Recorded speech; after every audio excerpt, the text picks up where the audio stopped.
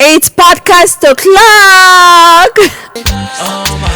And she loves you back. Oh, yeah. Hi everyone, glad to have you join me on this podcast today. My name is Omar, your very sweetheart on radio, TV, and here on social media. I mean, the world is interconnected with technology. Can you even imagine staying a full day without your phone? How possible is that? Have you lost your phone? How did you feel? Like, did you feel like you were caught up? Like, did you feel like there was darkness somewhere? That is a feeling. The world is interconnected. Technology rules the world. And technology has come to stay. Make no mistakes about it. I kid you not. We need to learn how to navigate our lives online. Basically, every one of us, we live our lives online. And with the fact that we have all migrated online, the security challenges, the challenges that we face while navigating our lives online is actually vast. So today, on digital security and safety, the need for us to take our safety seriously online, I'd like to talk about Vishing. Vishing, which is a form of phishing. Phishing is a situation where cyber criminals, which is what we call them, they find ways, they figure out ways, emotionally blackmail you into giving out information, blackmail you into revealing information that could actually hurt you. These information are information that you were not actually supposed to reveal to them. Okay, something happened recently which actually led me to talk about these particular topic. Right? A friend of mine recently received a call from someone, okay, who she doesn't even know. Now, this person told her that there is a particular meeting, according to him, a Zoom meeting, which will hold by 8 p.m. and was telling her to quickly click a particular link which he sent to her. Now, she was confused. What's this Zoom meeting about? And the amazing part of this whole thing is that this had to do with a page, a WhatsApp platform that I run, a WhatsApp platform that I created for singles. So this hacker, this cyber criminal, called her and told her that he has already sent her a link, that she should click on the link so that she can have access to this meeting, which will hold by 8 p.m. And with the way this young man was pushing her, like literally forcing her to click the link, she told him, but I'm still answering your call. There's just no way I'm going to click a link when I'm still answering your call. And before you know what's happening, she dropped the call. Now, amazingly, this young man called back again. Called back, demanding that she clicks the link. That was when she now realized that, oh my goodness, this can actually be a cyber criminal. And she had to call me immediately. But when she called me, I was working. Like, I couldn't pick her call. She now sent me a voice note to let me know, to alert me of the dangers. She sent me a voice note telling me that someone called her from the group. And I was just wondering, who does it mean? Who is the hacker? Who is the cyber criminal? Who is the illegal hacker among us? Who is this person? And anybody could actually fall victim. Anyone can actually become a victim to cyber criminals. And that is why I want us to talk about vision. Now, vision is an act. I'm going to reduce it in the way any person, a layman, can understand. Now, vision is it's a form of phishing. Okay, now this is voice. A cyber criminal could call you. Now, how do you realize that it's vision? Number one, The person that will call you is not somebody that you know, number one. Number two, this person will claim to know you, maybe from a group.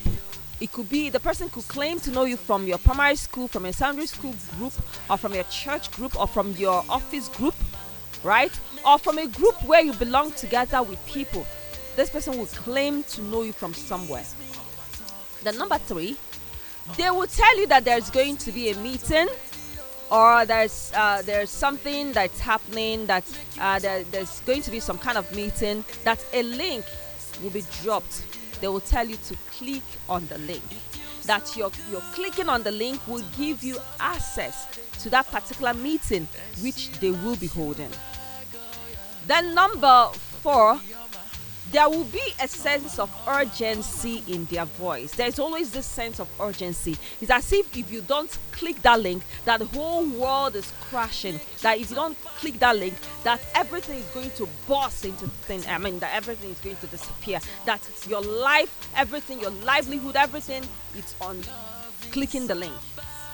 Right? Then again, they will push you. Like they will literally push you. They will literally push you, tell you that if you don't click the link, that you're going to miss out on so thing, you're going to miss out on that thing. Now, what would you do when you receive such a call? What would you do? I will tell you what you're going to do after this timeout. Please stay here. All my talk, all my talk. Loving somebody, and somebody loves you back. My sweetheart on radio, sweetheart on radio, sweetheart on radio. I am calling you. All right, welcome back to Oma 360 Diary here on my podcast. So we're talking about Vishing and what you can actually do when you get that call from a cyber criminal who is interested. All their interest is, and I've come to realize, all they want to do is to take your data, take your information, and they are heading for your money.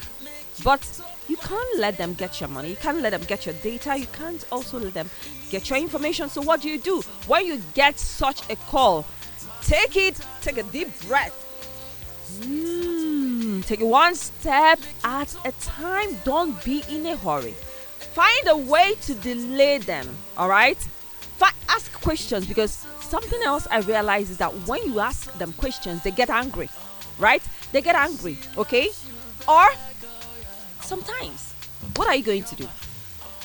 First of all, like I said, delay them, okay? But if you think that delaying them, that they are not going to make a lot of sense when you're delaying them, right? You can actually drop the call. Drop the call and block the caller.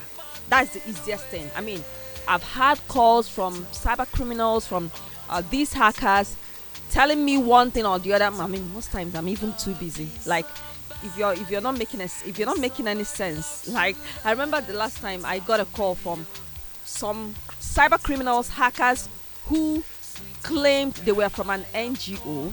Probably they have followed me, they followed my social media, and they found my love for humanity. And you should also understand that most of these cyber criminals, they are monitoring you, cyber stalking you, monitoring you to know what you're doing, to know what you love. Probably they found out that I love humanity. And yes, I am unapologetic. I love humanity. I'm literally going to jump at anything that is going to push the cause of humanity, the society, to make the society a better place. But I do that with caution, okay? They called and they said they were from an NGO. I don't know, they were saying a whole lot of things that pointed out to me that these are hackers. Do you know what I did?